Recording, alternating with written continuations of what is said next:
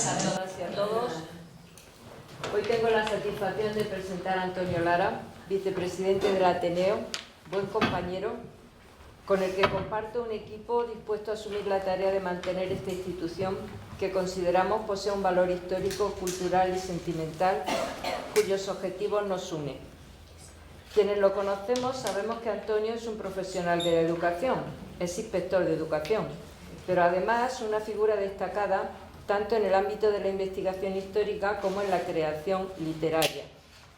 Antonio Lara es doctor en Historia por la Universidad de Granada, licenciado en Geografía e Historia por la misma institución, licenciado en Ciencias de la Educación por la Universidad de Sevilla y diplomado en Profesorado de EGB por la Universidad de Granada. Actualmente forma parte del Centro de Estudios Históricos de Granada y su Reino, así como del Centro de Estudios Pedro Suárez, que agrupa las comarcas de Guadix, Baza y Huesca. Anteriormente fue miembro del Seminario de Estudios Iglesia, Cultura y Sociedad, hasta su desaparición, del Departamento de Historia Moderna de la Universidad de Granada. Su labor investigadora se refleja en una amplia producción científica y literaria, más de 20 libros publicados y más de una treintena de artículos en revistas especializadas. Entre sus obras de investigación histórica destacan títulos como Comunicaciones y Desarrollo Económico, Ferrocarril y Azúcar en la comarca de Guadix, 1850-1910, Iglesia y Poder, Propiedad y Diezmos en la crisis del antiguo régimen, entre otros estudios de referencia en el campo de la historia económica y social andaluza. Como biógrafo ha firmado obras de gran valor documental y literario, como Pedro Antonio de Alarcón, quizá el estudio biográfico más completo sobre el autor accitano, y Matilde Cantos, un compromiso social, sobre la vida de esta luchadora por la libertad exiliada en México durante 30 años. En su faceta de novelista, el doctor Lara ha desarrollado una intensa producción narrativa con títulos como La renta del dolor, La no noche que no tenía final, Cae la ira, Ascatu, portal número 6 y Nueva York Inside, tras los pasos de Federico, una obra que une la literatura de viajes con la memoria poética de García Lorca. Su vocación pedagógica y reflexiva también se manifiesta en el campo del ensayo, con obras como La educación que pudo ser o La sociedad que deseduca, parábolas para los tiempos que corren, su título más reciente, de 2023, en las que aborda los desafíos y contradicciones del sistema educativo contemporáneo. Además, es colaborador habitual en la prensa, especialmente en el periódico Ideal, donde publica artículos de opinión sobre temas de actualidad, aportando su mirada crítica y su compromiso con la cultura y la sociedad. En reconocimiento a su trayectoria intelectual y su aportación al conocimiento, en 2010 fue distinguido con la Orden Civil de Alfonso X el Sabio, en la categoría de encomienda, concedida por el Ministerio de Educación.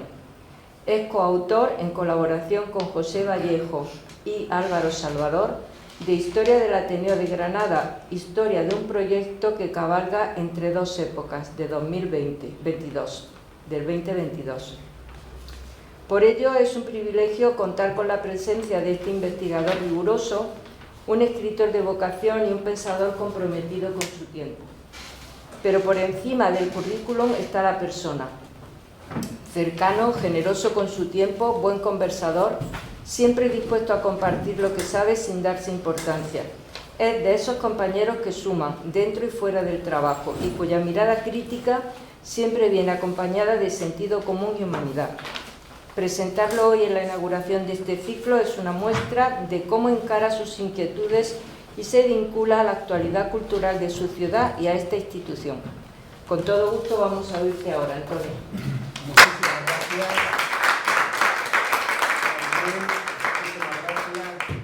Es también un privilegio para mí el que Marilú me haya hecho esta presentación. Y disculpamos la presencia de nuestra presidenta porque ella podía haber sido la que lo podía también haber hecho, pero bueno, se nos ha ido por ahí de viaje que ya, pero bueno, pues la vamos a tener aquí ya muy pronto. Mañana mismo está aquí, si no está hoy ya no es Marilú. Bien, bueno, mirad, yo me he puesto aquí a preparar una cosa que me parece que esto es demasiado ambiciosa. Se me ha ocurrido decir, bueno, vamos a ver, yo quiero hablar un poco de la Granada de ese tiempo, contextualizar un poquito dónde nace el Ateneo, en qué ciudad. Pero claro, si me tuviera que poner a eso, tendría que haber dedicado una conferencia exclusivamente para eso, porque hay mucho que decir, Bueno, iré rápido. En segundo lugar, cuando nace el Ateneo nace, digamos, con una vocación, que ahora yo os voy a tratar de convencer para que me entendáis y entendáis por qué nace el Ateneo, con una vocación de tener una mayor presencia en las vanguardias de ese momento. Ahora también lo comentaremos. Y luego le dedicaremos unas palabras al primer presidente del Ateneo de Granada, don José Pareja Garrido, que bueno, pues, fue un eminente catedrático médico de la España decimonónica y de este primer tercio del siglo XX. Vamos a ver con eso hasta cómo eso, pero bueno, aceleraré donde pueda y donde vea me detengo un poquito más en cuestiones que puedan ser interesantes. Mirad, voy a hacer esa aproximación a la Granada de los años 20. El micrófono. Bueno, yo es que no sé si está activado. Está activado, ¿no? Se oye bien, ¿no? Ahora. Bueno, mirad, la Granada de los años 20 es una Granada que tiene una cantidad de contradicciones enormes, porque es la época, el momento en el que Granada despunta desde el punto de vista económico, hay un despunte desde el punto de vista cultural, pero sin embargo es una ciudad que todavía mantiene unos tics propios del siglo XIX. En su forma de ser, en cómo es un poco la sociedad de su tiempo y demás. Yo me aproximé a la Granada de ese tiempo a través de la mirada de Matilde Canto Fernández, que escribí su biografía y lógicamente ella me arrojó toda la luz, aparte de todas las conversaciones que tuve con ella cuando yo era un estudiante, precisamente de historia, estaba por ese tiempo, y entonces me iba allí al lado a su mesa camilla y ella me iba listando, por así decirlo, y yo grabando en unas cintas de cassette que las tengo, que las conservo, no todas, porque, bueno, pero las tengo algunas de ellas con su voz, donde ella me iba grabando una serie de episodios de su vida, esas cartas de Doña Nadie que escribía a un don nadie desconocido. Y cómo era la Granada de ese tiempo, pues de alguna manera ella pues me reflejó más desde el punto de vista social que desde los otros puntos de vista que son parte de lo que yo pude indagar e investigar para esa biografía, precisamente. Y bueno, para otros estudios que yo hago de finales del siglo XIX, que entroncan un poquillo con el inicio del siglo XX.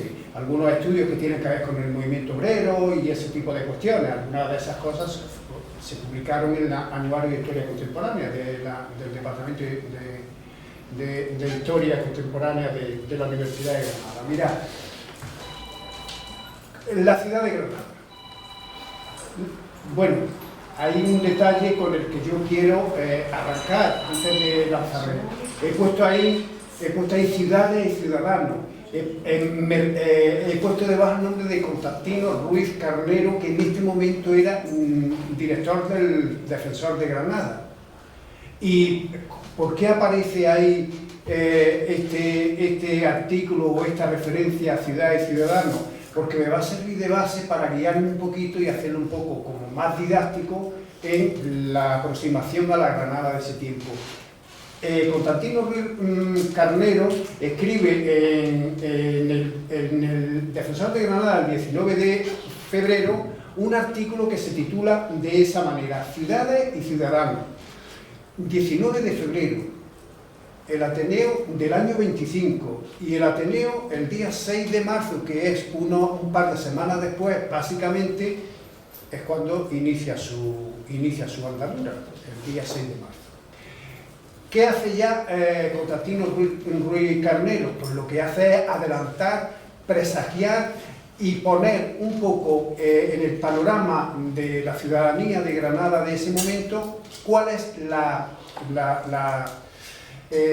bueno, un poco la situación y por qué el Ateneo, por qué la necesidad de un Ateneo. Entonces lo que hace es, por eso es que arranco con esa frase que tiene ahí, que dice: cuando se habla de implantar en una ciudad un sistema, una política de transformación, no se trata simplemente de mejorar sus medios urbanos y resolver sus problemas materiales, sino de renovar su vida espiritual y ennoblecer sus normas ciudadanas.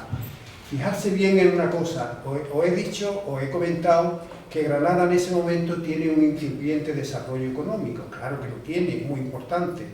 Hay un impulso a las comunicaciones, a las vías de comunicación, y hay un impulso a través de todo lo que es el cultivo de la remolacha azucarera y todo lo que es la producción azucarera con la industria azucarera. Por tanto, eso de alguna manera le da una impronta a la ciudad que hace que Granada se transforme también desde el punto de vista urbanístico. Pero había algo que echaban de menos algunos de los intelectuales del momento. ¿Qué es lo que echaban de menos? Pues simplemente mayor cultura, mayor formación, que la gente tuviera más inquietudes culturales. Ahí es donde él señala y mete un poco el dedo en la llaga de cuál es la situación de la Granada de ese momento, en ese arranque que hay ahí. Simplemente para señalar y porque nos ubiquemos, la ciudad de Granada, la evolución de la población en la primer tabla que hay ahí, bueno, es una ciudad que en este tiempo tiene, a lo largo del siglo XIX, perdonad que haga ese, vuelva siempre un poquito para atrás, el siglo XIX es un siglo de mucho, es un siglo de pequeños avances y muchos retrocesos. El desarrollo de la ciudad de Granada, como en general de España, pero vamos a centrarnos un poquito en la ciudad de Granada, tiene un desarrollo muy lento. Muy lento, la población crece pero también disminuye, y sobre todo como consecuencia de las crisis de subsistencia y de las epidemias que hay a lo largo del siglo XIX, fundamentalmente la epidemia del año 85, que esa es terrible, y esa diezmó a la población en esta zona y luego el terremoto del año 84, acordarse si lo sabéis, que hay un terremoto en 1884, la noche buena del 84, que devastó prácticamente casi toda la comarca del Temple y que afectó y diezmó una gran parte de la población de Granada y su provincia. Bueno, pues como digo, solamente empieza a iniciarse un proceso de cambio, un proceso de desarrollo, de crecimiento demográfico a partir de, bueno, aproximadamente finalizando el siglo. Y en 1900 nos encontramos con una ciudad con 7.900 habitantes, pero ya en el año 1910, en 1920, por ejemplo, pasa a tener 103.000 habitantes, lo cual en 20 años es un crecimiento demográfico bastante notable, con un índice de natalidad altísimo, con un índice de mortalidad infantil también altísimo, pero que el índice de natalidad era tan grande que el índice de natalidad, que era donde se producía la mayor parte se diezmaba mucho más la población, pues bueno, no era suficiente como para impedir este crecimiento demográfico. En 1930 ya son 118.000, en 1940, es decir, con la guerra recién terminada, son 155.000 habitantes. Ahí veis un poco la línea de curva, la línea de progresión que va con arreglo a estos números que yo acabo de dictar. Bien, el desarrollo urbanístico, Ruiz Carnero habla del desarrollo, y yo voy a fijarme en dos o tres detalles relacionados con el desarrollo. Uno de ellos es el urbanismo. Acordarse bien que con la reforma granadina se inicia todo lo que es la apertura de la Gran Vía, lo que supone comunicar la avenida de las estaciones, que es la que viene de las estaciones de ferrocarril, y crear una vía ampulosa que ennobleciera, que le diera ese empaque que la burguesía granadina en ese momento, que ya tenía una trayectoria importante en el cultivo de la remolacha y en la industria azucarera, desde el año 1883, que empiezan las primeras pruebas con Juan López Rubio y demás, bueno, pues, y el ingenio de San Juan, que se construye más o menos en ese tiempo, ya tenía una trayectoria. Todo eso hace que la acumulación de capital permita que esta burguesía granadina pues remoce un poquito la ciudad en algunos espacios, en algunos sitios, y haga que la ciudad pues tenga una mayor presencia a la vista de el visitante, de la gente que entre en Granada, de la gente que entre a través de la vía ya novedosa que es el ferrocarril. Y por tanto, bueno, pues se abre ahí en las dos fotografías de abajo tenéis la avenida de las Estaciones, que sería, bueno, lo que conocimos como luego la antigua avenida Carlos Sotelo, y hoy es la avenida de la Constitución, y que no queda nada de aquello, que fue la avenida que la conocimos y jugamos por aquellos andurriales, era un bulevar. ¿Os acordáis de los bulevares? ¿Habéis visto los bulevares de París? Saint-Germain, alguno de esos, fantásticos, preciosos, ahí están. ¿Dónde está nuestro bulevar? Que era pequeñito, que era eso, delante del barrio San Lázaro. Pues bueno, pues está donde se fue justamente a finales de los 70, al carajo. Bien, bueno, ahí tenéis una fotografía de la plaza cuando la estatua de Fray Luis de Granada se coloca en la plaza Virrambla. Bueno, se remodela un poquito la plaza Virrambla, y la apertura de la Gran Vía, que es la fotografía que hay un poquito aquí a la izquierda, ¿no? En la parte de arriba. Bueno, seguimos un poquito adelante y vamos viendo cositas. Por ejemplo, me he fijado en estas dos fotografías que nos encuadran un poquito la Granada de ese tiempo, porque ese edificio que hay es la Normal, que se empieza a construir en el año 24. Se termina al año 33, que viene Niceto Alcalá Zamora a inaugurarla. Pues bueno, ahí está esta sería, ¿no? Esa es la Normal, este es el Padre Suárez, y este es el edificio del Americano, que ya sabéis que es casi uno de los primeros, aunque no fue uno de los primeros, y el arranque de la Gran Vía. Esta es una fotografía que está un poco más o menos en el sentido, bueno, está terminado ya lógicamente el S, es un poquillo más posterior, está terminada la Normal, lógicamente, pero sigue estando la Plaza de Toros del Triunfo. Y eso nos da una idea de que es una fotografía de ese tiempo. Luego ya vemos en esta otra fotografía que la Plaza del Triunfo se está desmontando. Eso ya se hace con posterioridad un poco después de la guerra. Bueno, pues, pero ¿por qué también he puesto la fotografía? Porque ahí tenemos al director de esa obra, que fue Leopoldo Torres Palmar, que es un ateneísta y un miembro de la primera junta directiva, y por tanto, bueno, pues hacía falta, y me pareció interesante que apareciera, exponer esa fotografía, hacer referencia a ella, que sea de pasada, pero bueno, estamos ahí. Luego ya hablaré de la junta de gobierno. Mirad, el tema del ferrocarril es que es un tema que yo lo he estudiado con cierta profundidad, porque bueno, yo ha leído un libro, Comunicaciones y Desarrollo Económico, y aunque hago una aproximación más a la comarca de Guadix, pero me abro un poco a las dos líneas que vertebran lo que serían las comunicaciones por ferrocarril de Andalucía Oriental, que son la línea de Linares a Almería, en los procesos que se van constructivos a lo largo del tiempo, los distintos tramos, y la de Murcia a Granada.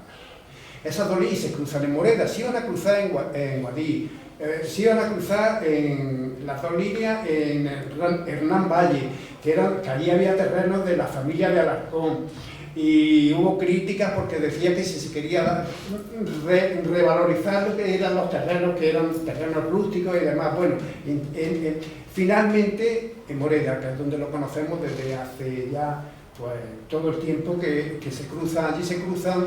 Fijarse que el ferrocarril llega a Guadix en el año 95, a Granada llega, esa línea ya estaba, y bueno, a principios, a finales del siglo XIX, cuando se operó ahí, yo, bueno, he puesto los tranvías, que ya sabéis que es un proceso también de modernización de la ciudad de Granada, de la utilización de un medio de transporte interno, urbano, pero no solamente urbano, porque las características fisionómicas de lo que sería geográficas de lo que es Granada y su área metropolitana, vamos a hablar de todo lo que es la olla de Granada, pues hacen que los pueblos que están en el entorno de La Vega sean pueblos que se integran de alguna u otra manera en la Granada también de ese momento, porque primero porque eran las tierras de La Vega sirvieron al final casi quedaron de monocultivo. Estaba el tabaco, había estado el lino y el cáñamo, pero con la remolacha azucarera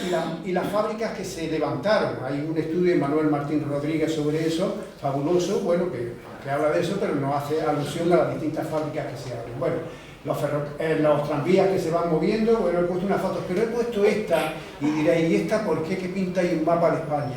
Para que veamos un poco que esta zona del sureste peninsular, en ese tiempo, a finales del siglo XIX, estaba casi que no tenía líneas de ferrocarril, no había líneas de ferrocarril. Sin embargo, en otras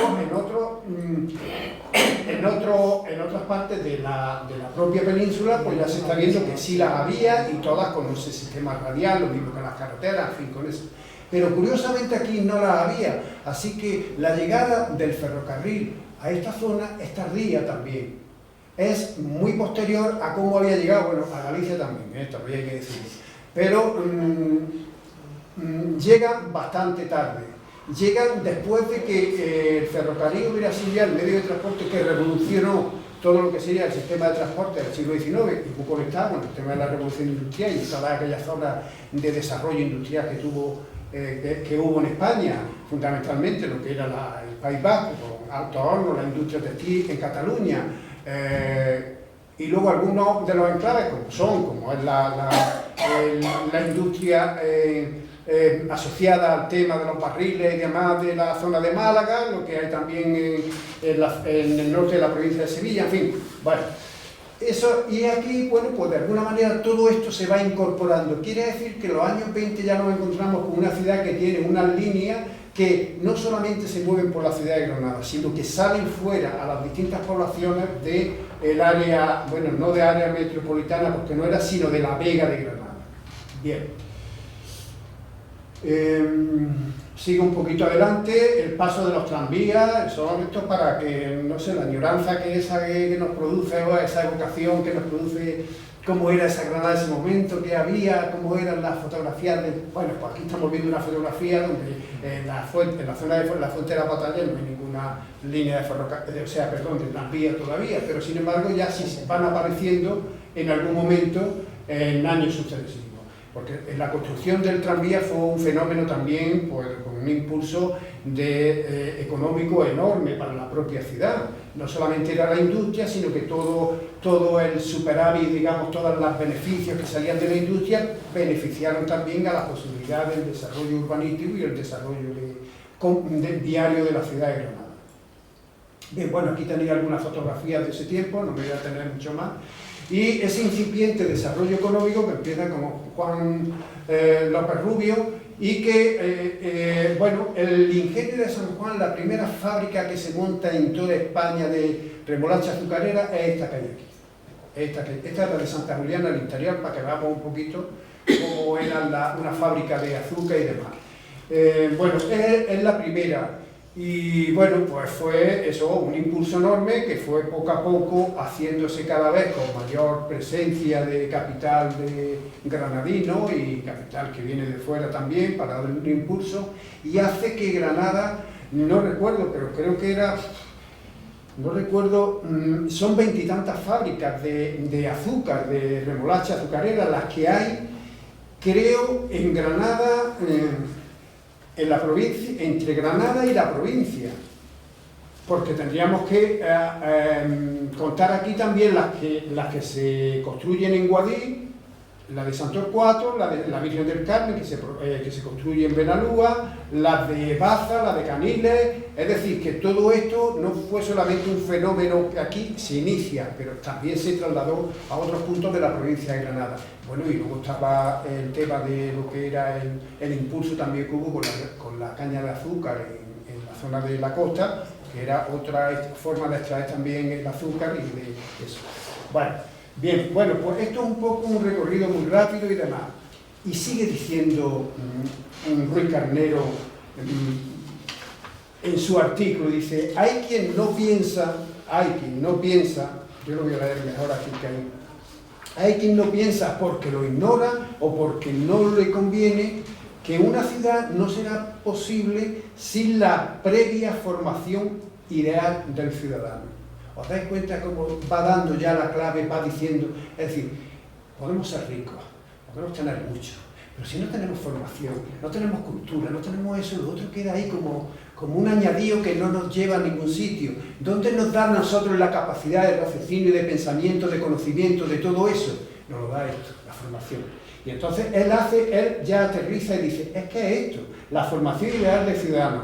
Y el ciudadano, más que un tipo de generación espontánea, es que no, esto no ocurre así si no tienen los medios, los instrumentos, todo lo que ponga en liza para que la formación del ciudadano sea factible. Es un producto del medio cultural.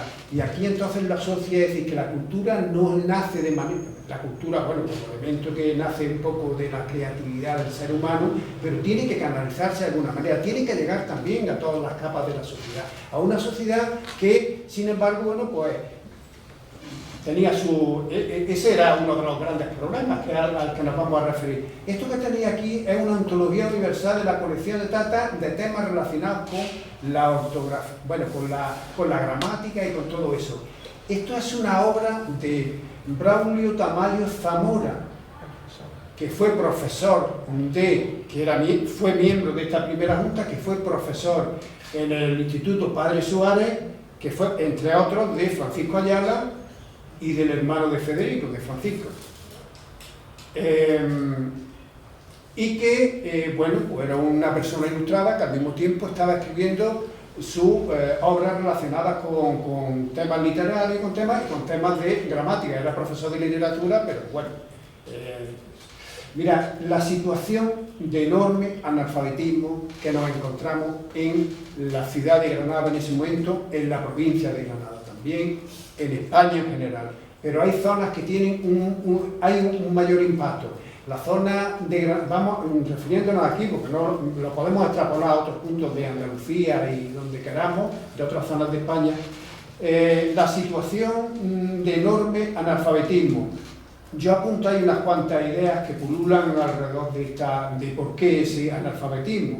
Un sistema educativo de grandes carencias, que se mantenía desde la Ley Moyano del 57. No obstante, la Ley Moyano del 57 había organizado la educación en España. Había creado las escuelas primarias, había creado todo eso. Lo cual no quiere decir que luego eso se desarrollara de una manera muy, muy extensa y de una manera total, sino que, bueno, estaba ahí, pero luego cuando se llegó a la práctica, bueno, pues no. Claro, aquello no era suficiente, porque se necesitaba también universidades, se necesitaban de otros espacios de una educación superior y entonces la ley ya más o menos coge todo eso, pero no termina España de despegar. Despegará un poquito, pero no termina de despegar. Hay el caso de, por ejemplo, de un sector de la población, que bueno, que ya lo conocemos, que lo sabemos, que es la mujer marginada en este momento. Yo cuando Matilde Campos me contaba cuál era la situación de la mujer, una mujer tan innovadora, tan innovadora y tan capaz y tan rompedora con todo lo que era la situación de la mujer en ese tiempo, porque imaginarse lo que es los años 20 en la Granada, o en los años 10, o por ahí. Ella nace en el año 98, el mismo año que Federico García Lorca, y ella se va de Granada en el año 28, con 28 años, después de una necesidad imperiosa de liberarse y de salir fuera y de crear su vida, hacer con su vida lo que ella consideraba que tenía que hacer. Se había casado, había tenido 2 hijos, los 2 habían fallecido, uno al nacer y el otro al poco tiempo con una fiebre, y entonces estaba casada y habló con el marido y le dijo que se iba a Madrid, que se separara, que se iba a Madrid, porque necesitaba. En Granada hubiera tenido oportunidad, pero ella, que era una chica de la burguesía granadina, porque el padre era un metalúrgico y bueno, estaba en una posición muy holgada y demás, ella decía que tenía que realizarse por ella misma y que ya no podía en Granada muy bien, pero tenía que irse fuera, y se fue a Madrid, que es cuando ya llega a Madrid, se afilia al PSOE, empieza a tener eso y empieza a colaborar con algunas de las figuras de ese momento, como fue Victoria Kent, por ejemplo, con el tema de la reforma penitenciaria que se produce en ese momento, y ella oposita, claro, tenía que ganarse la vida, porque le decía a sus padres, es que no quiero que vosotros me mantengáis estando yo en Madrid, yo quiero ganarme la vida por mí misma. Eso me lo iba contando ella, yo necesito eso. Y en la primera promoción del Cuerpo Auxiliar de Funcionarias de Prisiones fue cuando ella aprueba y se incorpora a ese Cuerpo Auxiliar y trabaja en la cárcel modelo de Madrid de mujeres. ¿Y dónde estaban las cárceles hasta ese momento?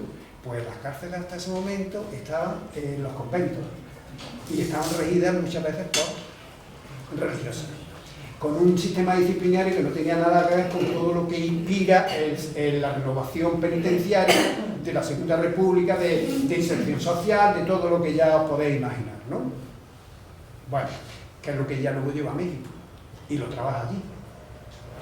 Y se lleva esa idea para allá también, para trabajar allí. Bueno, el abandono escolar temprano, que bueno, que era fácil, donde en una situación difícil y demás, en familias muy empobrecidas que necesitaban que empezaran a trabajar los niños cuanto antes. Y los niños a la escuela, pues de eso nada. La escuela, el nivel socioeconómico bajo que propiciaba la incorporación al trabajo a cortas edades, la enorme presencia de las órdenes religiosas, que eran las que controlaban todo lo que era el sistema educativo en gran parte. Estaban estas escuelas, que eran escuelas públicas, y había un sistema ya, digamos, de profesorado, de maestros, de supervisión de esas escuelas y demás. Pero bueno, que eran de esa manera. Tampoco vamos a decir que aquello, digo, con la ley de Moyano del año 57 del siglo XIX. Hemos visto la lengua de las mariposas, hemos visto el maestro que quiso enseñar, y hemos visto ahí otra cosa distinta. Eso es lo que viene después, pero viene en el corto tiempo que viene, ya lo sabéis. Y después de eso, pues volvemos a lo que volvimos, y estuvimos tantísimo tiempo que estábamos fuera y con los papeles muy definidos en el niño, en la mujer, y con todo cómo tenía que ir, ¿no? Bueno, las innovaciones educativas y demás, pues estaban un poquito. Venga, yo voy a ir un poquito por aquí, ahí os pongo un par de imágenes de aquel tiempo de una escuela y demás. Y luego el tema del analfabetismo, cuál era la tasa de analfabetismo que había, por ejemplo, en la ciudad de Granada, aunque aparece otra que al final de la tabla pongo la de España. Pues mirad, fijarse bien que estamos hablando de tasas del 63%, en el año 1900, en el año 1910, va bajando un poquito, porque bueno, también se hacen algunos, se impulsa un poquito el tema de la formación, y a esto a lo que se refiere Ruiz Carnero cuando hace mención a que la formación los ciudadanos no se forman de manera espontánea. Los ciudadanos tenemos que tener un sistema, tenemos que tener espacios donde se permita primero una reglada y otra que sea menos reglada, pero que de alguna manera despierta el interés por la cultura y por la formación. Bien, ahí hay una entre hombres y mujeres. Ya estoy viendo la tasa de las mujeres, que siempre es un poquito superior a la de los hombres, porque la mujer lo está claro, porque va a estudiar así, porque tiene que dedicarse a la casa, encontrar un marido y tener hijos y todas esas cosas. Eso estaba ahí. Y eso es lo que Matilde Canto en ese momento pues detectaba. Y ella era una privilegiada, no solamente porque vivía en una familia, en un entorno bastante, bien, económicamente. Era hija única también, y entonces ella pues estaba bien económicamente y tenía eso, sino en un entorno que le ponía todas estas cortapisas a la hora de querer hacer muchas cosas más, haberse formado un poco más. La universidad también restringía, porque la universidad, ya sabéis, bueno, pues algunas van saliendo, esa primera mujer que estudió medicina, esa otra primera que estudió derecho, esta otra primera, y son muy pocas las que en ese momento. Y claro, la familia de Matilde Canto, ella lo decía, que bueno, pues que le ponían su pero, su traba, y no la dejaban hacer todo lo que ella hubiera querido desarrollar. Entonces, bueno, eso es un poco la Granada de ese tiempo, con unas tasas de analfabetismo muy bastante elevadas. Bien, Pero ¿en qué época estamos históricamente hablando? En Europa, por ejemplo, en Estados Unidos, en Europa, en la zona de las economías liberales que tienen una presencia ya bastante importante. ¿En qué época estamos? Mirad, estamos en la época de muchísimas innovaciones, muchísimos cambios, muchísimas transformaciones, independientemente de que luego viniera el fascismo y nos llevara a una guerra mundial y a una segunda guerra mundial y a todas esas cosas. Pero estamos en un momento álgido donde todo este tipo de impulsos en la cultura, en la educación fueron claves y han marcado la pauta de lo que nosotros somos actualmente. Nosotros nos hemos ido moviendo, pero hay una cantidad de referentes que tienen que ver con todo lo que hay ahí. En el ámbito de la educación, fijarse bien, John Dewey en Estados Unidos, esa escuela progresista, liberal, no sé cuánto, que le da al alumno unas posibilidades de que eso entroncaría un poco con la Universidad de Harvard y todo eso, de cierta manera. María Montessori está en los centros trabajando con la metodología, con la manipulación, los niños trabajando de esa manera con María Montessori. Eso está ahí, el método de enseñanza que promueve la libertad de acción del niño. Vale. Ovid de Crowley, que es el tema de los centros de interés, es decir, esa perspectiva donde tú haces un planteamiento para la formación de los niños, de manera que te los llevas a que ellos sean los auténticos protagonistas en esa pedagogía basada en el descubrimiento por el niño. Celestín Freinet, el maestro que quiso enseñar llevar a su hijo, a su alumno. Eso es, ahí está Freinet. Cuando coge la imprenta y empieza a trabajar, los niños elaboran sus propios materiales, los niños se hacen artífices de su propia educación y todo eso. Y el maestro los dirige, los lleva. No los abandona, no los deja porque por iniciativa propia o por generación espontánea a lo mejor no aprendemos lo que deberíamos aprender. También nos tienen que establecer una guía, una forma de llevarnos a eso. Bueno, pues ahí está. Eso es de este tiempo, eso es de ese tiempo, pero es que eso está presente. Es que algunos de los maestros de los años 70, finales de los 70, principios de los 80, estaban con la membrillera. No sé si hay maestros o maestras aquí se acuerdan de la membrillera, porque yo la utilicé.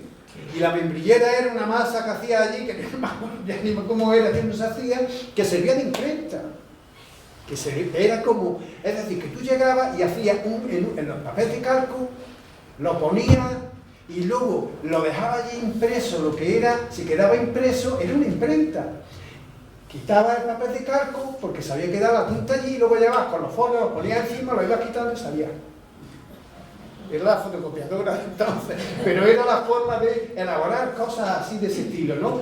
Eso es Freinet y eso lo estamos utilizando y hoy se está utilizando eso.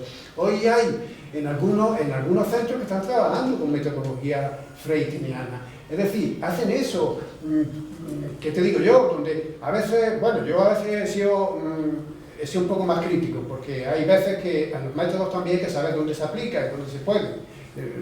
Y a lo mejor no los puedes llevar a todos los sitios, o a lo mejor tienes que matizarlos para que ese alumnado también se vea beneficiado de eso, ¿no? Bien, bueno, pues no me meto ahí que sea otro mundo. Bueno, y la escuela de Sander Ney, la de Summerhill. ¿No sabéis lo que es eso? ¿No ha sonado nunca? Pues mirad, ¿eso sabéis lo que era? Una escuela totalmente anárquica, donde a los niños total libertad y autogobierno. A los niños se les llevaba a ese internado, desde eso era, los campillos de los años, Campillo, vamos, te voy a mandar a Campillo, al internado de Campillo. Bueno, pues esto era una cosa parecida, pero con otra filosofía, otro planteamiento. Tú vas a ir allí, tú tienes que desenvolverte en un espacio de una comunidad, vas a estar conviviendo con otros alumnados, con profesorado, con una organización y demás. Y tú allí vas a intentar, pues, hacerte persona. Si te equivocas y cometes errores, tú mismo tienes que autogestionarte y saber que has cometido un error y que tienes que hacerlo. Si tú has roto, porque has tenido un capricho, el cristal de la ventana de tu cuarto y luego resulta que hace mucho frío, te tienes que aguantar con el frío, si no, no haberla roto. Esa era la escuela, y era una escuela de élite. Eso es llevarlo al extremo, de decir a la persona, tú ahora seas consciente y responsable de lo que tienes que hacer y cómo tienes que estar. Si te has metido con otro compañero y él te ha soltado un sopapo, no te pongas a llorar, ya sabes que tienes que respetarlo. Y él tendrá que respetarte a ti también, obviamente, pero tiene que hacerlo. Y todo eso está ahí. Todo eso son planteamientos filosóficos, pedagógicos del momento que los tenemos ahora. Luego después pues vendrá todo lo que es la pedagogía, la aprendizaje por descubrimiento, Vygotsky, Brunner, luego viene todo eso. Que en España nos encontramos con ellos pues prácticamente cuando salimos de la dictadura. Es cuando nos los encontramos y hasta entonces no los teníamos. Y es lo que nos ha llegado y nos ha inundado el sistema educativo en las distintas leyes orgánicas de reforma que hemos ido teniendo. Y estaba todo ahí ya metido. Y a lo mejor nos ha llegado de manera atropellada y no lo hemos digerido suficientemente. Pero bueno, eso daría para otra conferencia. Vamos a seguir para adelante. Y bueno, ¿y qué os voy a decir yo de la institución libre de enseñanza? Donde marca... Pero la institución libre de enseñanza, yo sigo diciendo, independientemente de todo esto, luego la creación de la ampliación de estudios, la residencia de estudiantes y todo lo que creó y toda la filosofía que incorpora también en esto, es que era un centro de élite en cierta manera. Ahí está Federico García Lorca, que ella sabía la residencia de estudiantes y el máster cultural. Y claro, ahí pues, si tenía posible, pues bueno, se podía. Pero bueno, era parte de la incorporación de todas estas ideas al mundo de la educación en España. Seguimos con Ruiz Carnero. Ruiz Carnero nos dice también, la ciudad nueva no es solo la ciudad que urbaniza sus calles, que traza y demás, que es lo que hemos dicho antes, y a lo que hace ilusión. Es también la ciudad que renueva y purifica sus valores espirituales y afina su sensibilidad ante los modernos problemas de la cultura. Fijarse bien con qué altura de mira y capacidad de mirar hacia el futuro, hacia el horizonte más tenía este director del Defensor de Granada, Ruiz Carnero. Es decir, estaba trasladando ahí algo que era sustancial. Es que sí, estamos muy bien, parece que somos nuevos ricos, pero nos falta esto. Bueno, más adelante dice, el problema fundamental de muchas de nuestras ciudades consiste, lo generaliza y demás, en la ausencia de ambiente ciudadano. Cuando dice ambiente, ¿a qué ambiente se refiere? Al ambiente intelectual, cultural, que es fundamental, que es el que nutre en cierta manera también el espíritu de la gente, ¿no? Bueno, recurre a una metáfora que ya tampoco me voy a extender porque ya os he dicho que si no me tiene mucho. Bien, bueno, para que veamos un poquito cuáles son algunas de las... existen, bueno, ahí hacen una crítica a la gente que existen gente hostiles a todo sistema de renovación, a toda siembra de inquietudes espirituales y a todo intento de remozamiento moral. Acordarse que en este momento, cuando nace el Ateneo de Granada, nace en cierta manera un poco desgajándose en gran parte, una parte del centro artístico, donde la impronta del centro artístico era mucho más tradicional, con otra visión distinta de hacer las cosas y cómo querían ellos verlas. Y sin embargo, ¿qué pasa con el Ateneo de Granada? Que son todas figuras que han tenido un contacto con Europa, que han conocido todo esto, a través de la literatura, a través de las obras que han llegado aquí, del ámbito de conocimiento que fuera, que han tenido, como digo, ese contacto con Europa.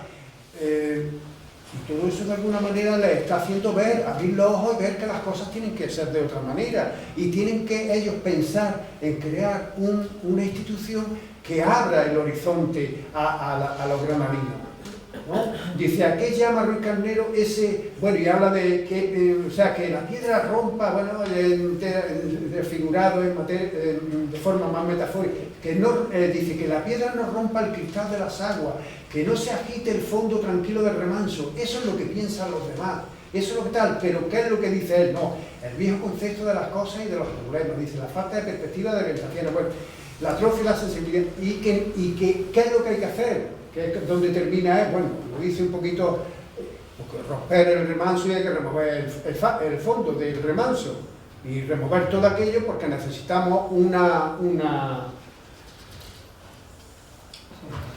Un camino nuevo. Un camino nuevo. Bueno, bien, bueno. Bien.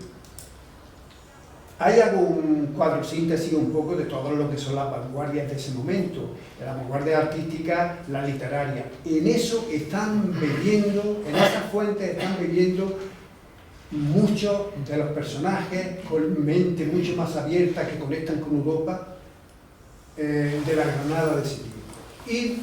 Y que van a formar parte del Ateneo de Granada, muchos de ellos. Entonces, bueno, yo no me voy a detener tampoco hablando del impresionismo, el cubismo, el expresionismo, lo que sea, o hablando de la generación del 14 o la generación del 27, porque son cuestiones. Pero ahí es donde yo sí quiero que se sepa y se aprecie lo importante que es eso. Muchos de ellos salen fuera, viajan. Entre las soluciones que plantea, que tampoco, es que yo he cogido el artículo de Ruiz Carnero y ya me lo he hecho. Hay que seguir, hay que ir un poquito más rápido en este sentido. Hay que agitar la agua de ese remanso, dice aquí en esta parte final, mover eso, formar la ciudad nueva, no sé qué, no sé cuánto. Es decir, hay una serie de ideas ahí que él lanza y al final termina diciendo en el artículo, dice, ¿qué necesitamos para ello? Una institución para ello, un Ateneo científico, literario y artístico como foco de cultura. Y dice, han de interesarse todos los que no estén conformes con seguir durmiendo indiferentemente en el fondo tranquilo y turbio del remanso. Y metafóricamente él hace esa alusión y ahí es donde quiere decir que el Ateneo nace con esa impronta. Ahí he puesto yo un par de cositas con el elegido Orán, que fue una persona innovadora en ese tiempo. Ahí tenéis un cartel que mirando los carteles de la época de Europa que hay y demás, son de esa estética y demás. Y aquí, en esta fotografía que hay aquí, es una fotografía que está con una, claro, Falla es alguien que sale fuera y que es más universal, con una visión mucho más universal de lo que es la cultura y demás, ¿no? Y ahí está con Wanda Landowska, que es una música polaca con la que tiene un intercambio epistolar bastante notable, que está allí en el archivo Manuel de Falla, y que en una de sus visitas, cuando la invita a Granada, pues viene y se hace esa fotografía en el Carmen de Manuel de Falla. Mirad, bueno, vámonos a hablar ahora de esa primera junta. Ya hemos establecido un poco esa especie de panorama de la ciudad, de cómo la cultura se hace como un elemento primordial si queremos que Granada sea una ciudad que reflote, que tenga mucho mayor proyección, que Granada se visualice mucho más. ¿Qué estamos haciendo ahora? Nos estamos volviendo locos en este último final de trimestre del año 25, pero no solamente en el Ateneo, en la ciudad de Granada, porque ahora estamos con toda la vorágine que hay alrededor de la capitalidad y lo que queremos es que Granada, no sé si lo estamos haciendo bien o no lo estamos haciendo bien, porque a veces lo mucho parece que dispersa, pero ahí estamos en eso. Bueno, pues en ese momento estos personajes del Ateneo tratan de hacer algo parecido, se mueven más a nivel individual en muchas ocasiones, pero el Ateneo quieren que sea eso.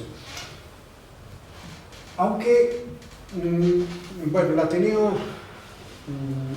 no llegó a ser tampoco mucho de eso, pero bueno, ahí está y estamos ahora mismo acordándonos de ese Ateneo de 1925, porque estamos celebrando su centenario, lógicamente.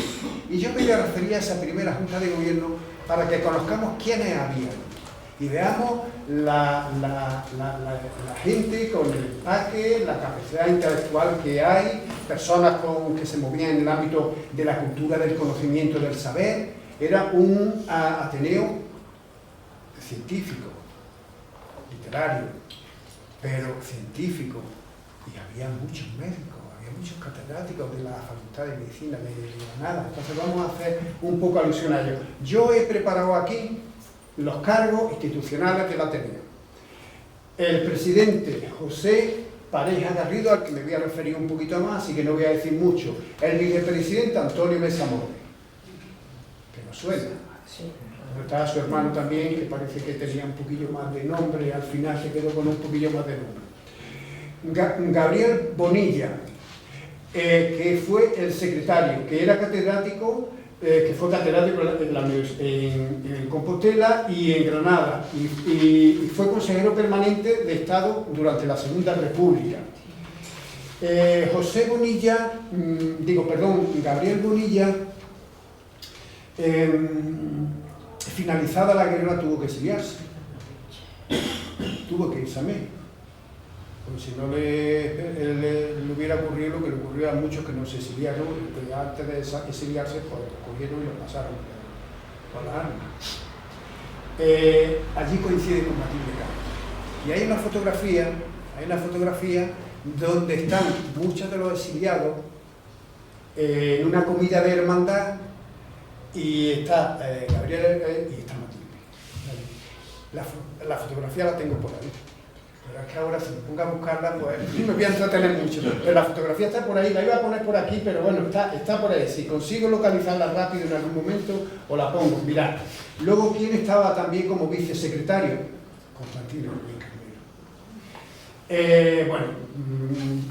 Son personajes de los que se va a hablar en este ciclo de personalidades. Quiere decir que yo no me voy a tener en ellos, simplemente estoy haciendo la presentación de que ellos estaban ahí, pero que hay otros también con una...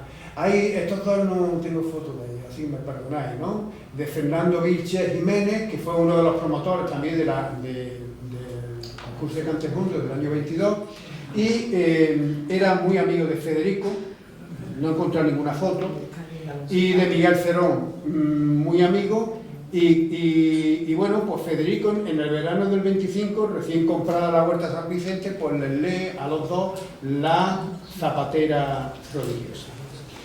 Fernando Alba Romero, que era más un empresario, alguien que se dedicaba a ese tipo de tal, que bueno, que es el que hacía de tesorero. Claro, había que buscar a alguien que supiera de números, y eso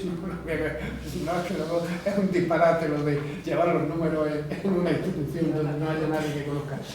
Y Fernando Sainz Ruiz, que fue el bibliotecario.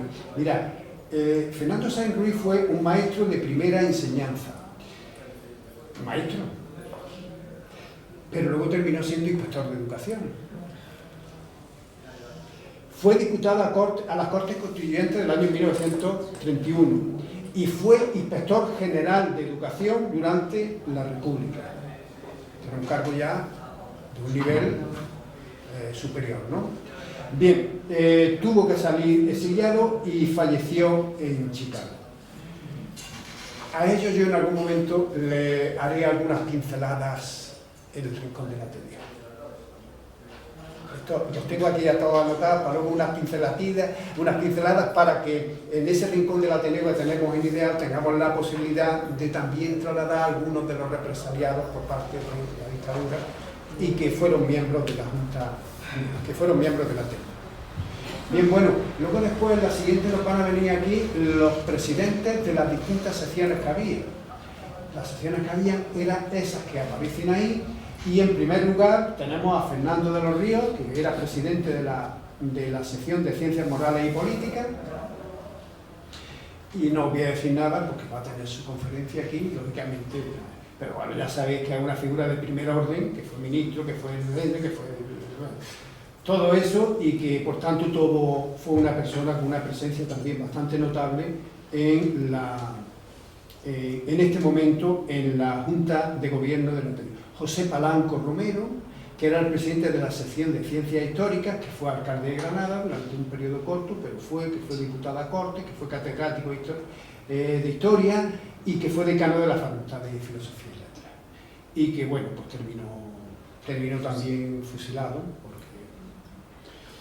Antonio Álvarez de Cienfuegos Cobos, que fue presidente de la sección de Ciencias Naturales, Física, Matemáticas, era un catedrático de Bacteriología y viene de la Universidad de Granada, fue consejero de la Educación Nacional del Ministerio de Instrucción Pública, presidente de la Diputación, en fin, tuvo varios cargos, y vicepresidente también de la Real Academia de Granada y demás. Bueno.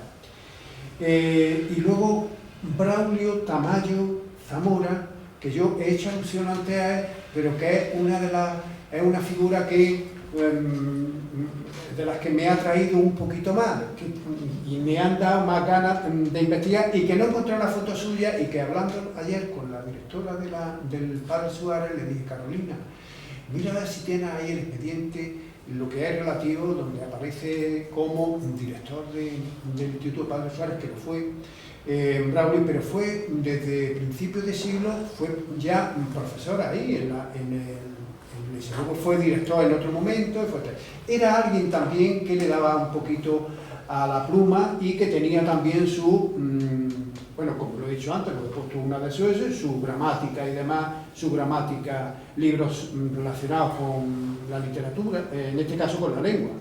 Bien, bueno, pues era el presidente de la sección de literatura y, como he dicho, profesor de eso, de Francisco Ayala y de Francisco García Lorca. Y es porque hay una referencia que hace Francisco Ayala sobre este profesor suyo, loando a este profesor que él tuvo en el Instituto Padre Suárez. Y hace un buen recuerdo del profesor. Y cuando un alumno se acuerda, cuando no quiere decir nada, no dice nada, pero cuando se acuerda de su profesor, de alguno de esos, entonces es porque ha dejado y ha calado en él alguna de sus enseñanzas. Bien, bueno, luego ya José María Rodríguez Acosta de la sección de Artes Plásticas, y tampoco, pues también va a tener su conferencia, y Manuel de Falla de la sección de Música, y que fue compositor y todo lo demás, y va a tener su conferencia. Bueno, salió también fuera de España en el año 39, a Argentina, y se dice que con pretensión de volver, pero todos los exiliados tuvieron pretensión de volver. Todos quisieron. Matilde Canto hizo muchos intentos por volver. Una vez que pasó, digamos, los primeros, en los años a finales de los 50, los 60, hizo 3 o 4 intentos, algunos en los que solicitaba su regreso a España, que ya no tenía delitos de sangre, que para allí pues, le cerraban el camino, hasta el año 68 que la dejan volver. 30 años después de salir, que sale en febrero del 39, cruzando los Pirineos, como salieron la retaída de españoles que salieron por ahí. Bien. En esta junta directiva, que no era como la junta directiva de ahora, que tenemos en la TV, que tenía 25 miembros, es que era una junta directiva, una junta de gobierno potente, 25 miembros, pues ahora por cada sección había 2 vocales, y ahí tenemos algunos de esos vocales, bueno, algunos no los tenemos a todos. Agustín Viñuales era vocal con Fernando de los Ríos de la sección de Ciencias Morales y Políticas. Era catedrático de Economía Política, era, bueno, compañero de Fernando de los Ríos y demás, y llegó a ser ministro de Hacienda de España en un periodo también relativamente corto, en el año 1933, de la mano de Acción Republicana. Es decir, una figura también que fue miembro del Ateneo, que estaba aquí y que por tanto tiene esa... Bueno, de Bernardo Olmedo no tengo yo, pero que Bernardo Olmedo está relacionado con la familia de los Olmedo y todo eso. Y bueno, pues... Eso es. Y luego hay un acontecimiento que es asesinado en la isla de Cuba, en su propia tienda, la tienda que tenía, y ahí lo mataron. Un familiar suyo. Sí, por un problema de herencia. Por un tema y de lo que fuera, y herencia de, en fin, las cosas que pasan con la herencia, que son muy dañinas, muy puñeteras. Y bueno, pues ahí llegó y lo asesinó, lo mató, y justamente lo hace pues prácticamente el 9 de enero del 26, quiere decir que nada, no tengo ninguna foto. Luego, bueno, otro, José Manuel Serrano, los nombro porque se merecen que los nombre en esta conferencia y que haga honor, por lo menos, a su nombre y a su presencia como ateneísta y como miembro de la Junta de Gobierno. Él era vocal de la sección de Ciencias. También era catedrático de Historia del Derecho, lo había sido en Salamanca, fue secretario personal de Manuel de Falla y fallece en el año 37, pero bueno, fallece, según se dice, por un infarto de miocardio. Antonio Gallego Burín, otra figura relevante de la historia de Granada del siglo XX, que bueno, pues fue ateneísta, estaba ahí, estaba en la vocalía también de Ciencias Históricas y que llegó a ser alcalde de Granada, que bueno, pues había estado en esta onda y demás, y bien, luego ya después ya lo conocemos como alcalde de Granada y con todo lo que es la reforma urbanística, urbana de la ciudad de Granada de Gallego Burín después de la guerra civil. Y Juan José Santa Cruz, de Santa Cruz, y Garcés de Marcilla, que era vocal de la sección de Ciencias Naturales, Física y Matemáticas. Era ingeniero de camino. Este es un personaje que bueno, va a tener su conferencia, pero es un personaje muy atractivo porque fue un hombre que hizo en Granada, pues el tema, están los tranvías, el tranvía de Sierra Nevada, la carretera de Sierra Nevada, no sé qué, no sé cuánto, es decir, estaba ahí una presencia muy notable y al mismo tiempo era presidente del Centro Artístico. Es decir, al mismo tiempo lo era porque aparece en varias ocasiones siendo el presidente del Centro Artístico al mismo tiempo que estaba siendo en la Junta de Gobierno. Es decir, que no había una sensación de que vamos a acabar con los otros, no, los otros están ahí, aunque hay alguna crítica por ahí que se diga que el Ateneo de Granada, no sé por qué se celebra el centenario del Ateneo de Granada. Si el Ateneo de Granada estuvo 7 años funcionando solo del 25 al 32, y arranca en el año 2009 y lleva pues del 9 al 25, que son, y 77 años callados. Se le contestó a eso, lo que pasa es que ya no he querido yo contestar más, pero no quiero entrar en ese debate, porque en la segunda alusión que hace él a pues léelo, es un decir, es ganas de decir. Y yo hago ahí alguna especie de alusión a que a lo mejor nosotros no conocimos a nuestros abuelos, pero el recuerdo de nuestros abuelos, y eso está ahí y presente en nosotros mismos. Hay ahí como una especie de memoria histórica y no el olvido de esos abuelos nuestros y lo que significaron, lo que significa y lo que nosotros ahora hemos recogido en el actual Ateneo de Granada. Ahí está. Pero bueno, es que no sé para qué se me entiende eso, de verdad, ¿no? Ahora no quiero yo entrar más, ¿sabes? Porque la buena relación con las otras instituciones, asociaciones, tiene que ser como esto, como Juan José García Santa Cruz, o Santa Cruz. Presidente del Centro Artístico y miembro del Ateneo de Granada. Mira qué bien, qué cosa más buena y fantástica, ¿no? Por parte de ellos. Bueno, hago el discurso de después, he hecho el discurso de eso, no, seguimos adelante. Bueno, él fue fusilado en el año 36, o sea que cuando estaba delante del pelotón dijo que no le taparan los ojos. Dijo que no le taparan los ojos, que quería mirar a los que lo iban a matar y lo iban a fusilar. Un hombre con integridad, con eso, con una trayectoria fabulosa como ingeniero y bueno. Y Gonzalo Gaya, que bueno, que también fue vocal de la sección de Ciencias Naturales, Física y Matemáticas, que fue decano, primer catedrático de Química Inorgánica de la UGR y decano de la Facultad de Ciencias de la Facultad de Ciencias de la Universidad de Granada del año 31 hasta el año 52. O sea, fue un personaje también muy importante en ese momento, que ahí lo tenemos, ¿no? Con su calle y todo ahí, bueno, para quien se despiste, seguimos adelante, porque el siguiente vocal de la sección de literatura es Francisco Soriano Lapresa. Fue político, estuvo catedrático de Derecho también, y fue profesor en el Real Conservatorio de Música y Declamación de Granada, y al leer que era catedrático de Derecho, y con literatura, un amante de la literatura y de la música también, y falleció a causa de un tema personales de su... Bueno, José Murciano, que yo con María, bueno, le he hecho algunas preguntas a ver si indagamos, y al final ahí tenemos, parece ser que la foto de José Murciano, porque era muy jovencito, era un estudiante de la facultad. Cambie la pantalla, estamos viendo la otra. Bueno, si pasamos a los... Venga, miren lo siguiente. Estos son los últimos vocales. José Murciano murió muy joven. Murió muy joven porque él murió siendo médico en Lanzarote a poco de terminar la carrera de medicina. Y bueno, pero tiene una inquietud cultural, literaria, muy tal, y bueno, y fue vocal de la Junta de Gobierno, precisamente de literatura. Es decir, que está claro que los médicos y la gente que se dedica más al ámbito de la ciencia, pues tienen esa connotación y ese espíritu humanístico que está ahí.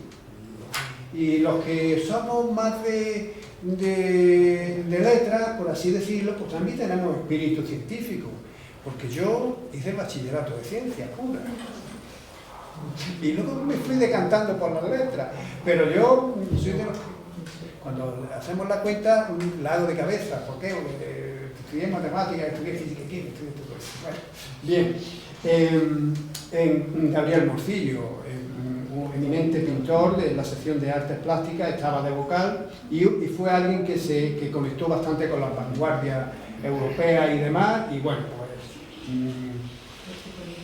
estuvo ahí, también va a tener su conferencia.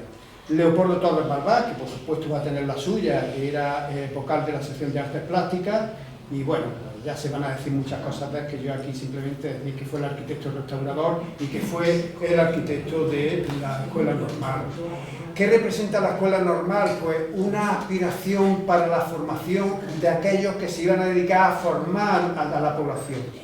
Es que ahí es donde está la conexión, por eso he puesto la foto y ahora me refiero a él, porque ahí conecta un poco con todo eso, con esa renovación, con esa posibilidad de que el analfabetismo y la cultura y la educación llegara pues, a cuantos más niños y niñas mejor. Bien, luego Francisco Garrido Quintana, que fue vocal de la sección de música, era un profesor de Historia de la Medicina, miembro de la Real Academia de Medicina, hermano de Fermín Garrido, que entonces era el rector de la universidad. Y hubo un acontecimiento que fue el asesinato, asesinó a su esposa en el Hotel Alfonso XIII de Madrid. Y se fue la Rosita. Y se fue un poquito de bueno, pues ahí está. Y Miguel Cerón, que bueno, que ya lo conocemos, nos suena mucho, y que era un administrador aficionado a temas de dibujo, de música y demás, y administrador de la fábrica de alguna de las fábricas del azúcar de La Vega, pero un hombre con unas inquietudes culturales muy notables y por tanto, bueno, pues vamos a hablar unos minutillos ya. Un segundo. Te has dejado en la primera de las diapositivas de los fundadores a un personaje que es Fernando Sáenz. Era el último de la lista. Ay, no he dicho nada de él. Es que Fernando Sáenz, un personaje súper desconocido, sí, el escritor y editor de la cartilla popular antifascista. Exactamente. Bueno, ya que no... Es muy difícil de encontrar. Exactamente, Fernando Sáenz, efectivamente, una de las cosas que le fue la cartilla esta de popular antifranquista. Sí, me refería a él, que he dicho que murió también exiliado en México, en Chicago. Sí, bien. Bueno, y ahora ya nos vamos a tener un poquito con el primer presidente, que es José Pareja Garrido, que es un eminente catedrático de la Facultad de Medicina de Granada, con una presencia bastante notable y con una ascendente bastante importante en la ciudad y en España en general, porque lo fue. Es el primer presidente. Ahí hay algunos flashes de la vida, no me voy a detener porque si no lo voy a hacer. Me voy a ir a algunos momentos puntuales de su vida, simplemente decir que hay cosas que me parecen un poco más relevantes después de pasar de que, bueno, el bachiller, lo otro, de que fue alumno también numerario, de no sé qué, de todo lo que había en ese momento en la Facultad de Medicina y qué tal. Cuando él termina la carrera de medicina, se mete en la carrera militar y termina siendo un médico militar. Bueno, eso está ahí está. Aquí hace referencia que tiene su primer destino en Portugalete en la Tercera Guerra Carlista. La guerra carlista que cuando se produce la Revolución del 68, la gloriosa, y cuando se produce la Primera República, se instaura la Primera República que dura 11 meses, y nos metemos del 68 en el 69, nos metemos en el 70, el pretendiente al trono de España, el heredero, vamos, de Carlos, el hermano de Fernando VII, pues pretende de nuevo otra vez, porque Isabel II había salido, se había ido a Inglaterra, se había llevado a ese hijo que tenía, que era Alfonso, Alfonsito XII que será, y entonces él sale ahí, se produce lógicamente pues eso, pues bueno, la llegada de Amadeo de Saboya, él contra eso lucha y reclama el trono de España. Y en esa guerra, esa es la guerra carlista, que dura pues un par de años, y que Pareja Garrido estará allí como médico en la guerra en Portugal concretamente. Luego va a ser destinado, una vez que termina la guerra, a Chafarinas, y ahí va a dirigir el hospital militar que había en Chafarinas, que ya sabéis que Chafarinas pues, es lo que es, ¿no? Un pequeño, dos o tres islas, ¿no? Y bueno, pero allí había un enclave militar y allí estuvo.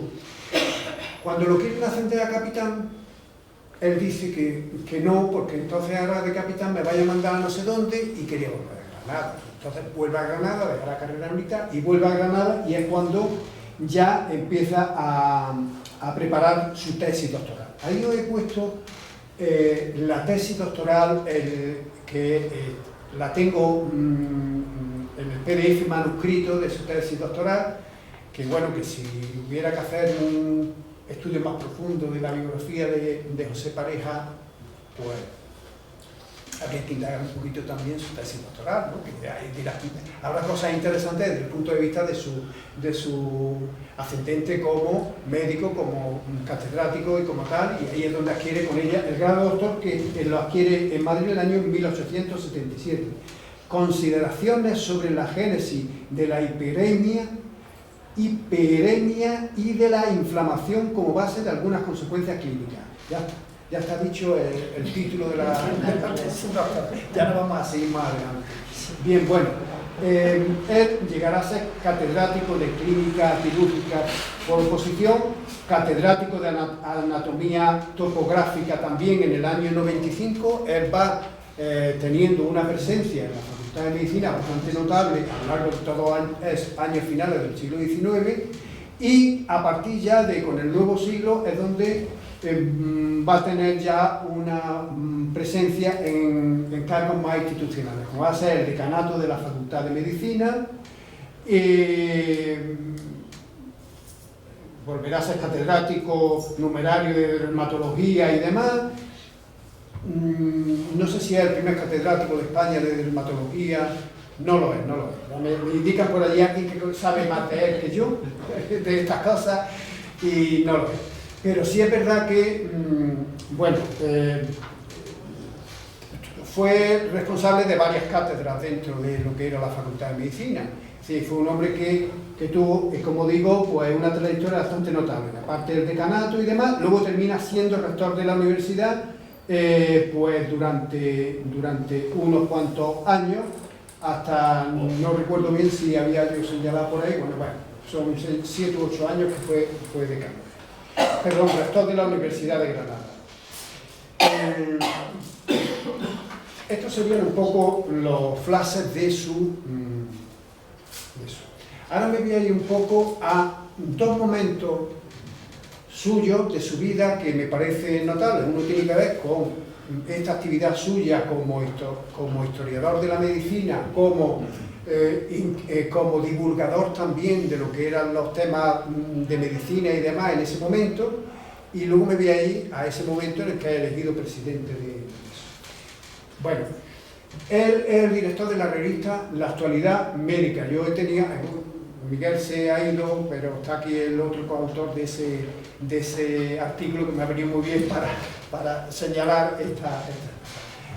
Miguel Guirao estaba aquí hace un momento, ha tenido que salir, pero está también Fernando Girón, que es el coautor que está aquí con nosotros, que si en algún momento él quiere decir algo, que lo diga, porque sabe de esto más que yo. Pero lo que sí es verdad es que en esa divulgación de los temas de medicina, de las enfermedades, de lo que fuera, él, bueno, pues tiene esa inquietud, y de hecho, pues desde el año 1911, pues está ahí en esos temas. Creo que antes también había tenido alguna participación a finales del siglo XIX y demás en alguna cosa, pero que tenía esa inquietud, y eso, bueno, pues le llevaba a tener, no es solamente la cátedra y aislado allí en su cátedra y en sus clases de medicina y demás, sino que la posibilidad de lanzar un poco, proyectar un poquillo más allá con las enseñanzas a la población, una población que era generalmente analfabeta, pero que también le podían llegar mensajes de salud de vida saludable, de cosas por el estilo, que eso también era interesante en el cuidado personal y en lo que fuera.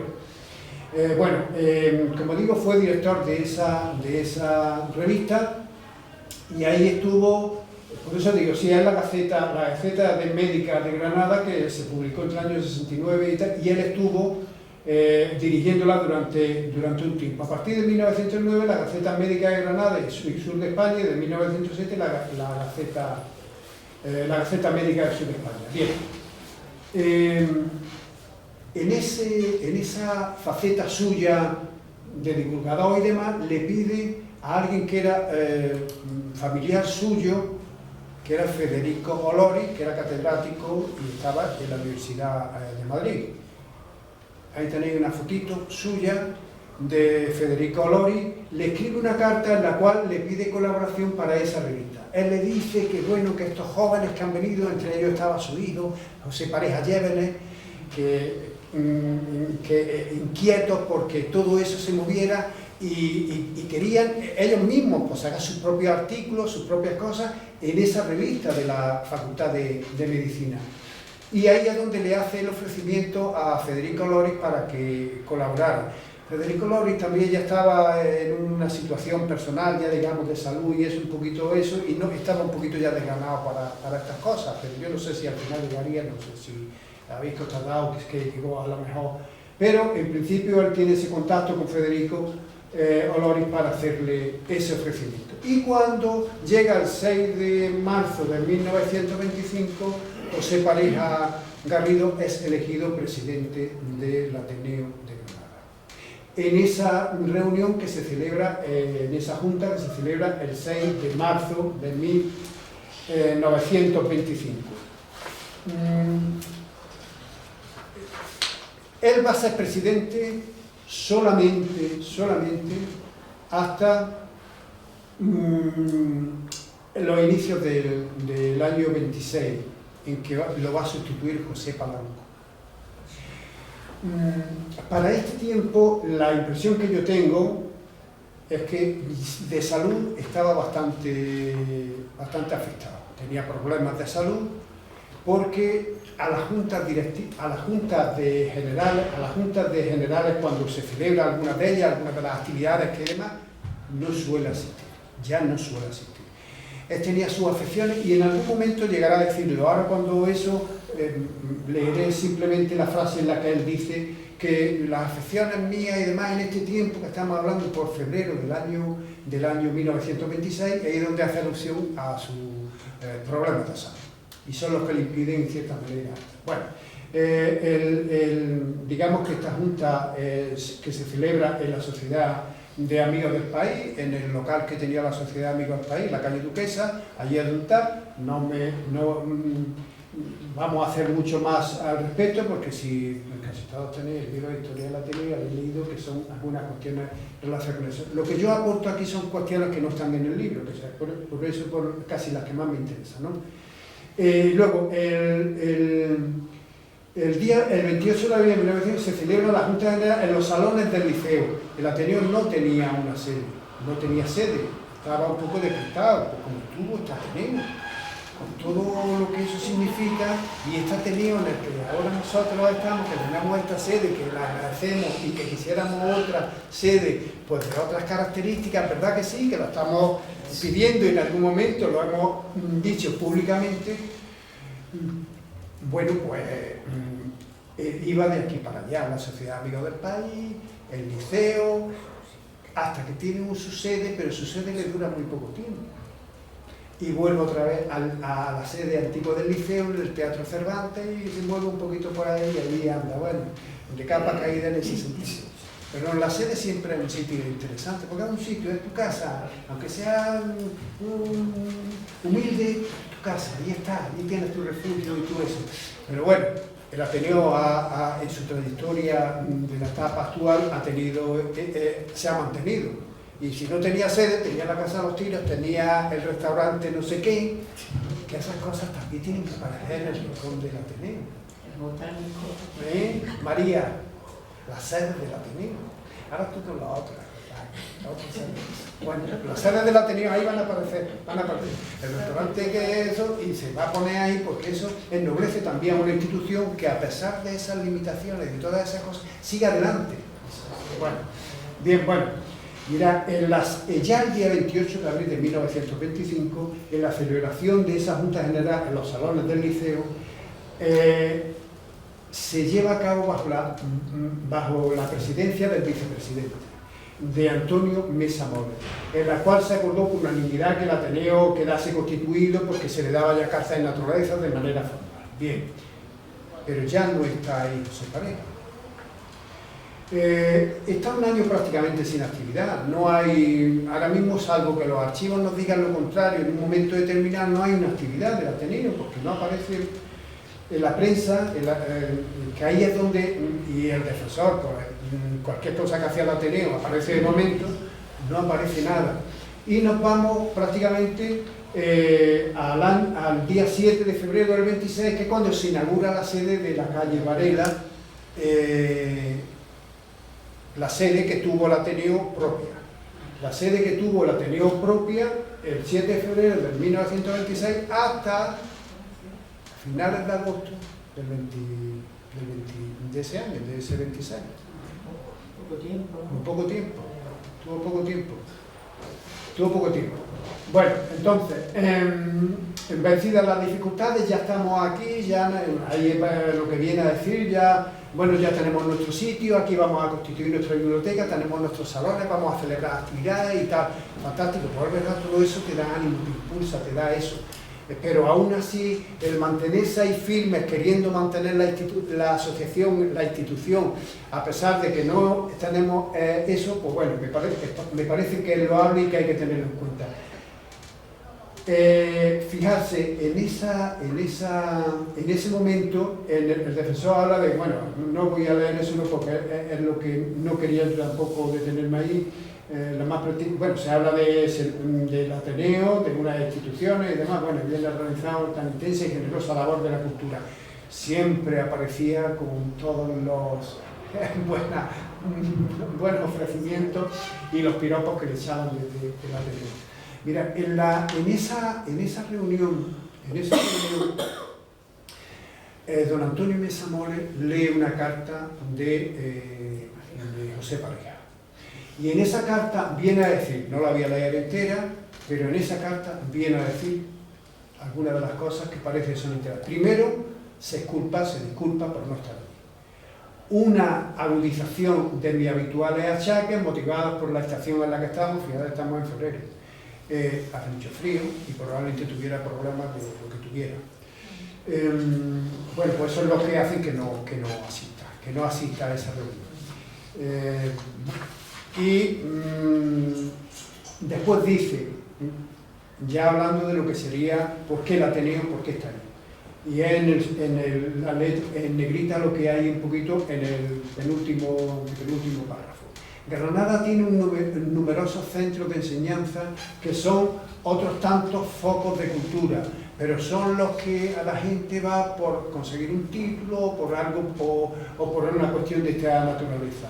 Pero no aquellos en los cuales, luego ya dice más adelante, ya lo voy a leer aquí directamente, en mi chuletita que tengo aquí, dice, concurren más que los que tienen necesidad de adquirir conocimientos especiales para obtener un título académico. Y faltaba un círculo en que convivieran espiritualmente los numerosos y heterogéneos elementos intelectuales de la ciudad que existe y demás, que hay hoy en Granada. Es decir, hacía falta que todos estos que forman parte de la Junta Directiva y todos los que son socios del Ateneo, que es una lista bastante notable y que en algún momento aparece esa relación y que yo la tengo recogida con todos, gente de todas las profesiones, pero fundamentalmente gente del ámbito del derecho, de la medicina, de la literatura, pero hay gente también que son empresarios y eso, y que están ahí, gente de la enseñanza que están ahí. Entonces, de alguna manera, el Ateneo es un aglutinador, que es lo que deja entrever aquí Pareja Garrido, que dice que actualmente son gente muy heterogénea y que están desperdigados y que teniendo la Ateneo una referencia, y lógicamente en ese momento estaban inaugurando una sede por mucho más. Bien, el 13 de febrero de 1920 se inaugura en el Ateneo un ciclo de conferencias. ¿Por qué remarco yo esto? Nosotros tenemos aquí unos premios de jóvenes investigadores, junto con la Fundación Unicaja. Eso de alguna manera es apostar por la juventud. Estamos en la 5ª edición, lo que quiere decir que pensamos que a los jóvenes hay que darles una oportunidad. ¿Qué hizo el Ateneo de ese momento? Darle una oportunidad a los jóvenes, intelectuales, gente que tenía inquietudes, gente que se había movido y había salido a Europa, o lo que le da una oportunidad. Y entonces ahora ya teniendo la nueva sede, se lleva a cabo, digamos, se organiza un ciclo de conferencias para jóvenes. Dice bueno, se inaugura un ciclo de conferencias a cargo de la Juventud Intelectual Granadina. Fijarse bien, no sé, independientemente de que se busquen figuras, personalidades, gente que tuviera ya una trayectoria profesional o de conocimiento en el ámbito que se moviera, pero también se busca a esos jóvenes que todavía no habían hecho mucho, pero que sin embargo el Ateneo les da esa oportunidad. Al primero que le da oportunidad, Lorca ya tenía su nombre, y muchos círculos intelectuales y culturales de España, pero al primero que le dice es a Federico García Lorca, que le propone que se dé una conferencia. La primera conferencia la da él con el título La imagen poética de Don Luis de Góngora. Por tanto, le da esa oportunidad, pero luego le da una oportunidad a otros jóvenes. No se prodigan mucho el resto de conferencias, también lo digo, pero no obstante, ahí están los jóvenes participando, jóvenes que algunos habían tenido una estancia en el extranjero, en universidades de fuera, y que vienen a hablar un poquito de la experiencia de la vida. Debajo de este cuadro, de esta imagen de José Pareja Garrido, hay algunas de esas conferencias, como eran colaboradores en la Facultad de Derecho o en Medicina o donde estuvieran. Antonio Luna, muy próximo a Fernando de los Ríos, que habla sobre un estudiante español en Alemania y esa experiencia que tiene en Alemania. Estamos hablando de gente que sale fuera, que tiene contacto con, y Alemania en ese momento, bueno, era un volcán en muchas cosas, pero era un volcán también en el mundo cultural, porque estaba la Bajagua allí que estaba diciendo ya, esto es lo que vais a tener a lo largo del siglo, de todo el siglo. Porque estaba el racionalismo, estaba la arquitectura, estaba lo otro, estaba el diseño, en todo lo que había en torno a eso, ahí estaban ellos, todos los exiliados que luego salen, Van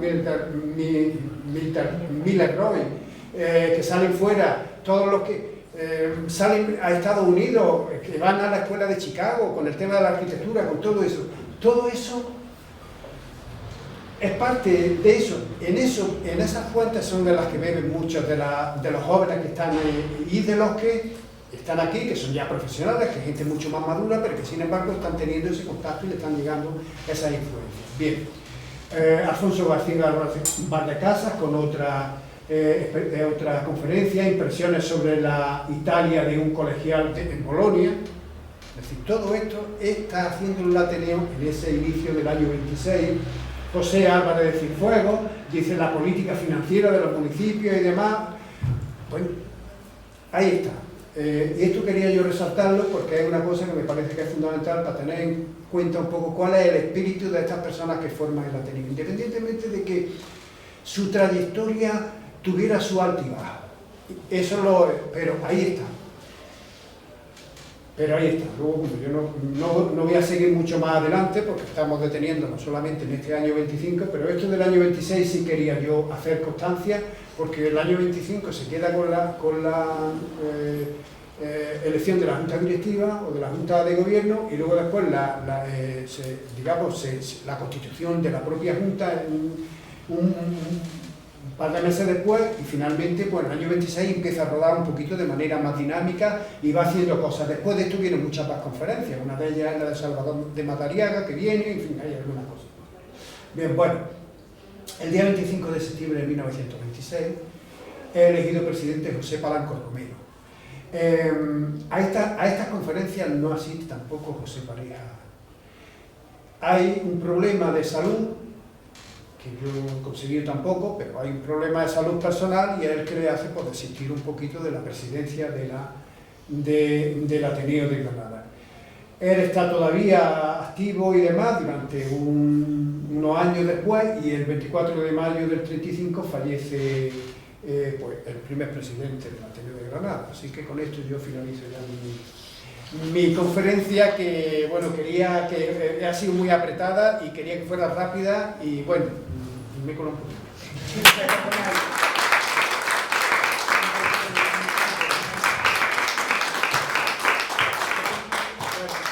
Quería dar esta visión amplia, un poquito esta visión amplia para ponernos y situarnos en este ciclo de conferencias que coordina Mar Villafranca, y que vamos a tener la oportunidad de irnos, ¿no? ¿Hasta cuándo? Pues tenemos ya Hasta marzo. hasta marzo del año que viene. Pero dada la riqueza también, que no es posible. Pues no sabemos un solo si ciclo, tiraremos. probablemente haya más ciclos otro año. No hay que agotarlo, no sé yo. Tiramos de algunos, sí. ¿Puedo hacer un par de Sí, por supuesto, claro que sí. añadidos? Vamos a ver, porque este primero es el de justicia. Todos son referidos a la medicina, porque es lo que yo me dedico, a la historia de la medicina. Cuando hablan de la fundación de la fábrica de azúcar, la primera, la tal, hay dos personajes que son importantes. Está claro que el boticario, tal, pero también está Juan Crespo Manso, que es catedrático de cirugía, maestro de Pareja Garrido, que va a Madrid, que es un personaje importante allí es rector, pero bueno, nombran era carlista. Es rector porque hay unos jaleos espantosos y dice, bueno, pues que no tiene nada que ver ni con lo bueno ni con lo malo, lo nombramos rector y tal. Y es una figura que para mí es muy interesante, no solamente porque hace una serie de técnicas quirúrgicas novedosas para el tiempo, sino porque es un hombre muy honrado y llega un momento dice, yo ya no tengo capacidad para operar, ya que catedrático de cirugía, para operar, renuncio a la cátedra y me voy a Granada, que es donde yo he sido primeramente catedrático de cirugía y tengo buena nota. Y entonces funda con López Rubio la fábrica. Efectivamente, el ingenio de San Juan. Bueno. Es que no me quería extender ahí porque eso es otra parcela. Es un personaje, yo digo, muy interesante. Otra cosilla es Francisco Garrido. Francisco Garrido, Garrido Quintana, hermano del famoso Fermín Garrido, no fue profesor de Historia de la Medicina. No. El que fue profesor de Historia de la Medicina es precisamente el hijo de Pareja Garrido, fue Pareja Lleves. Fue el primer profesor de Historia de la Medicina de Granada en los años 40, que es cuando la Historia de la Medicina, que era una asignatura del doctorado, pues se pasa al plan de estudio. Pasa al plan de estudio, entonces es el primer catedrático Pareja Lleves.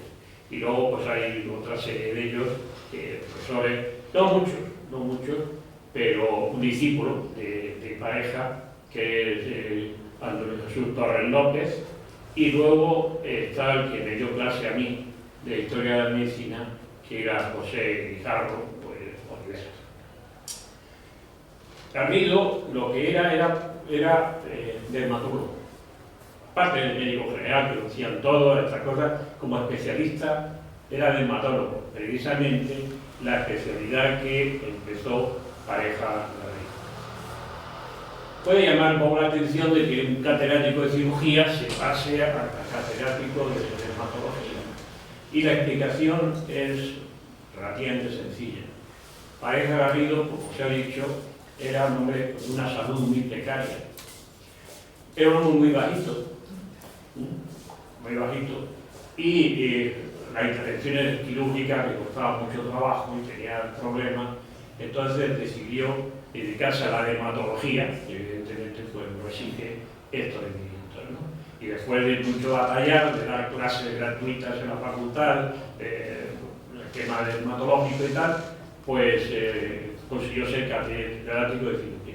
No fue el primero en España, primero fue Azuá, en Madrid, y lo cual fue una enorme injusticia, porque el que había estado batallando más por la dermatología había sido un profesor que estuvo aquí en Granada, que era Benito Hernando y Espinosa,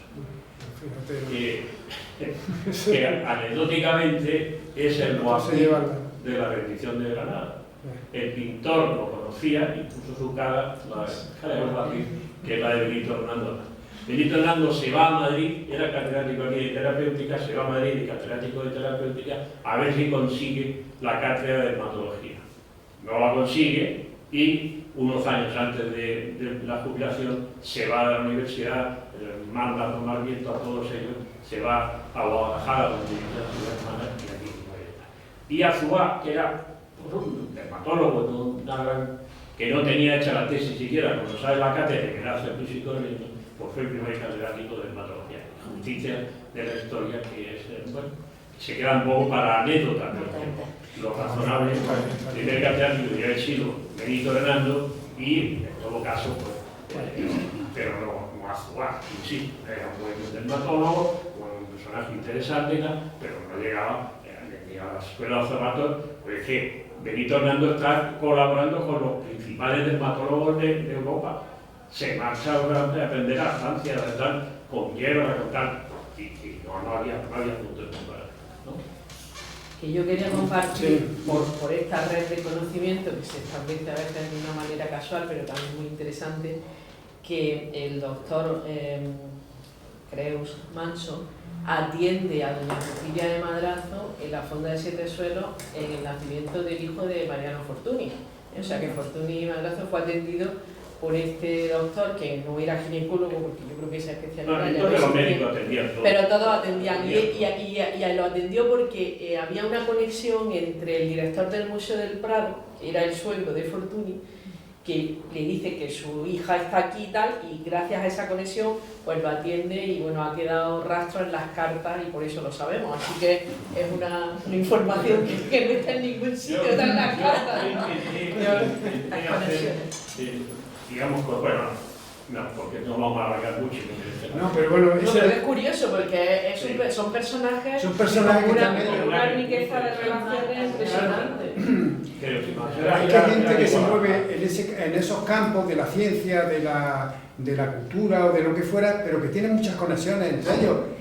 También es verdad que eran menos y que lógicamente entre ellos establecían esas conexiones. Pero Pareja Llever era el cuñado de José Murciano. Era cuñado de José Murciano, ¿ves tú? ¿Ves? Al final hacemos aquí.